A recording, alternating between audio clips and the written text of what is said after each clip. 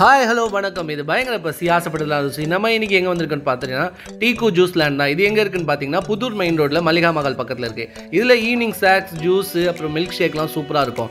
இங்கே வந்து ஃபலூடா, பானிபூரி, தைப்பூரி, bread omelette, full jar soda, chicken samosa, momos, chicken momos, tender coconut milk shake சூப்பராக இருக்குது. அது மட்டும் இல்லாத நுங்கு சர்பத் வேறு லெவலில் இருக்குது. நுங்கோட க்யூப்ஸ்லாம் போட்டு தராங்க.